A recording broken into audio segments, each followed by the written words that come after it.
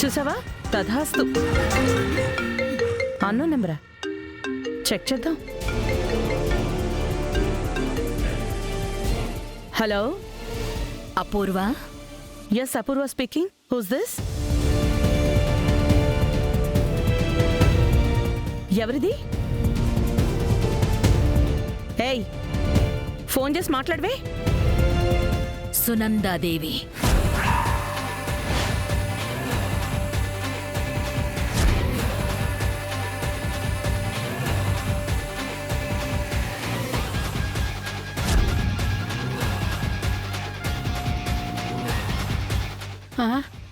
ఏమైందమ్మాయి?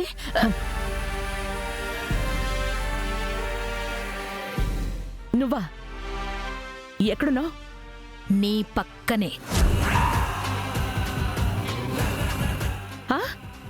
నా పక్కన?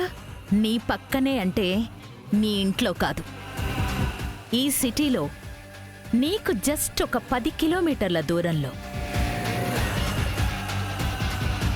ఎందుకొచ్చావు? నీకోసమే వచ్చాను. ఎక్కడున్నావు చెప్పు, నేనే వస్తాను. ఎక్కడున్నావో చెప్పు. నీ మాట కంటే నీ హార్ట్ బీటే ఎక్కువ వినిపిస్తోందేంటి? నేను నిన్ను కలవాలి. నేనొచ్చానని తెలిస్తే నువ్వు ఇదే మాట అంటావని నాకు తెలుసు my dear Apoorva. Come come come, ఇప్పుడే లొకేషన్ పంపిస్తాను.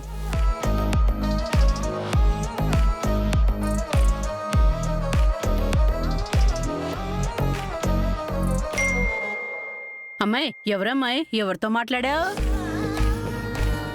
ఎవరి మాట వినకూడదు, ఎవరిని చూడకూడదు అనుకున్నాను. అదే వచ్చేసింది పిన్ని. అదే ఎవరమ్మాయి?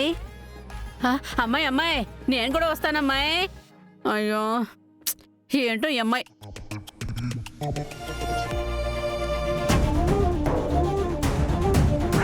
నేను శోభాచంద్ర గారి కూతుర్ని.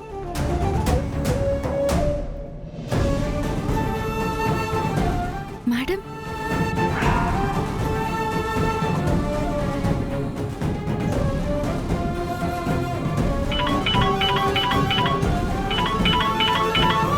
హలో మావయ్య. భూమి, ఎక్కడున్నావమ్మా? సునందాదేవి ఎవరు మావయ్య? ఆవిడ పెద్ద డాన్సర్ అమ్మా. ఇప్పుడు ఆవిడ గురించి ఎందుకు అడుగుతున్నావు? నేను ఆవిని కలిశాను మావయ్య.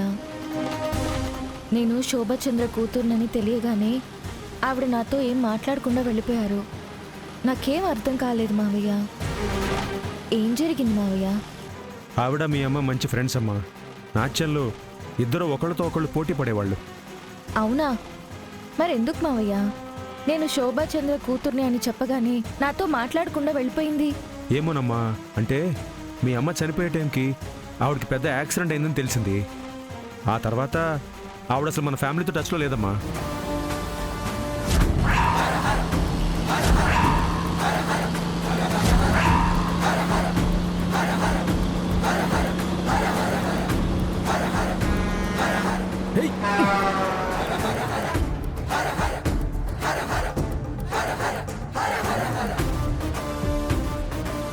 బుద్ధుందా నీకు? వెహికల్స్ తిరిగి రోడ్డు మీద నడుచుకుంటూ వెళ్తున్నావు, కళ్ళు ఎక్కడ పెట్టుకుని నడుస్తున్నావు?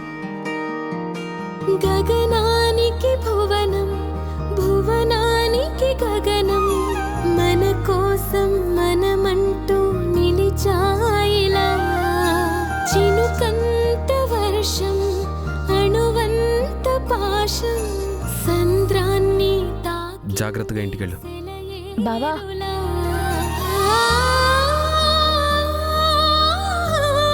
ఆగు బావా. నేను నీ భార్యని కాదన్నా, నీ జీవితంలో నుంచి శాశ్వతంగా వెళ్ళిపో అన్నా. నాకేదైనా అయితే నీకేంటి బావా? నన్నెందుకు కాపాడా? నీకేమైనా అయితే? అయితే ఏంటి బావా? అవ్వకూడదు అని, నీకేం అవ్వకూడదనే కాపాడాను. అదే ఎందుకు బావా? నేనెప్పుడు ఎక్కడుంటానో నీకు తెలుసు. నాకేమైనా జరిగితే నన్ను ఎలా కాపాడుకోవాలో కూడా నీకు తెలుసు. చూపించాల్సిన ప్రేమంతా చూపిస్తూ మళ్ళీ ఏమీ లేదనడం ఎందుకు బావా? చెప్పు బావా, నాకేమైనా అయితే నువ్వు నిజంగా తట్టుకోలేవు కదా? నేను కాదు, అక్కడ మా అమ్మ నా కోడలు అని కలవరిస్తూ నీ మీద పిచ్చి ప్రేమని పెంచుకుంది. అందరూ నిన్ను ఇష్టపడేవాళ్లే కదా, వాళ్ళ గురించి చెప్తున్నాను, అంతేగాని నా గురించేం కాదు. ఇదిగో, నువ్వేవేవో ఊహించుకోకు. అంటే నీ మనసులో ఏం లేదా బావా? లేదు. అబద్ధం చెప్పకు బావా. నాకేదైనా పెద్ద ఆపదొస్తే నాకంటే ముందు నువ్వే ఎక్కువ కంగారు పడతావు. నువ్వు ఏ పరిస్థితుల్లో ఉన్నా వచ్చి నన్ను కాపాడుకుంటావు. చిన్నప్పుడు కాపాడావు, ఇప్పటికీ కాపాడుతూనే ఉన్నావు. ఇది చాలదా బావా? నేనంటే నీకు ఎంత ప్రేమ ఉందో చెప్పడానికి?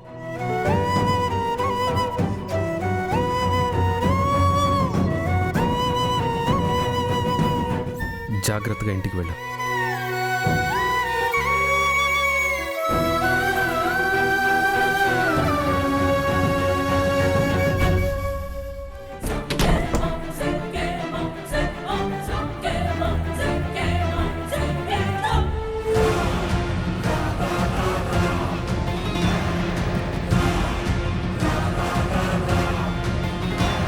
నీకోసమే ఎదురు చూస్తున్నాను.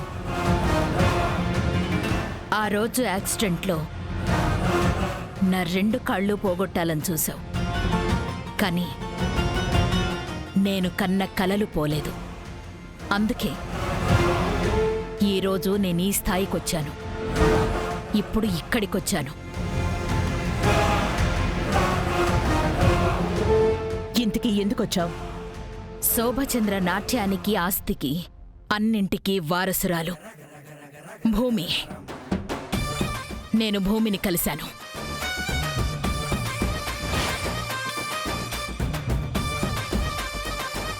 ఆ రోజు శోభచంద్రని చంపింది నువ్వే అని నాకు తెలుసు. నాకు తనకి నువ్వు చేసిన ద్రోహానికి తగిన బుద్ధి చెప్పేవాళ్లు లేకుండా పోయారే అని ఇన్ని రోజులు నాలో నేనే కుమిలిపోయాను.